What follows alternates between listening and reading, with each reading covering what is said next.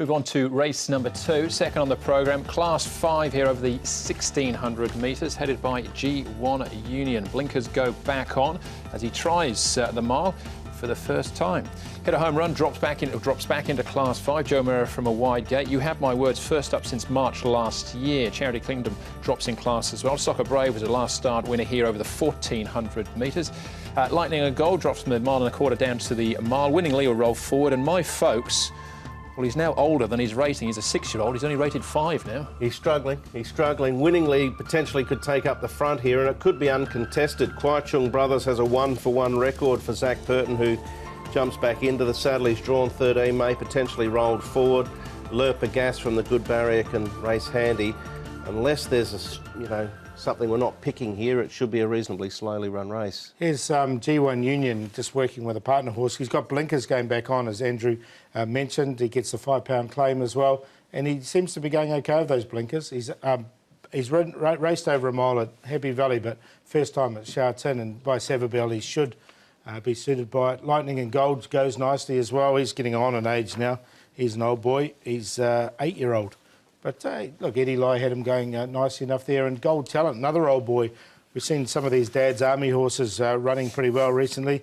And here's another one that seems to be going okay with trainer Derek Cruz aboard. Hasn't had him for too long. All right, we can have a look at Gold Talent, in fact, in action, along with G1 Union and Kwai Chung Brothers. G1 Union at the back of the field here. This is over the 1,400 metres, but when it opens up, he just slices his way through. And he won with a class in hand, really. You look at the start that he's given all these Class 5 Dad's Army types, as Paul's mentioned. Gets into the clear, has to change course a few times, and look at what he does in the end. The last sort of 150, he just powers away. Had blinkers on this occasion. Then last start went onto the dirt. It looked too short.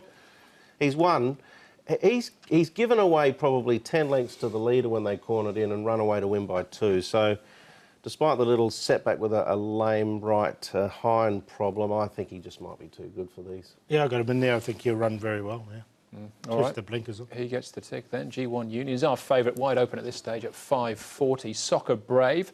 And Joy Forever we look at next. This is over the 1,400 metres again. Soccer Brave notching up his second win. Yeah, I always picked him as an all-weather horse because that's where he won most impressively, but he came out with Joe Murray aboard here on the turf. Joe's jumped off him for this particular ride. Karis Teaton will be jumping on, so you get a decent dividend for him, but I haven't got him in. Look, same can be said about him as G1 Union. It's Class 5, they win a race, can they back it up? A lot of them don't. I'm going to sneak him in. I just think David Ferraris has got the horse going quite well. That was first up. He hadn't had a run for 2 months, so it was a pretty good effort. All right, so Soccer Brave, certainly some sort of chance. Lurper Gas, a regular here. This is trial action for him. We haven't seen him since New Year's Day.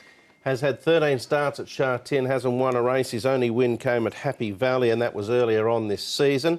He was pushed hard in this trial behind Happy out there to close off. He's got a nice barrier.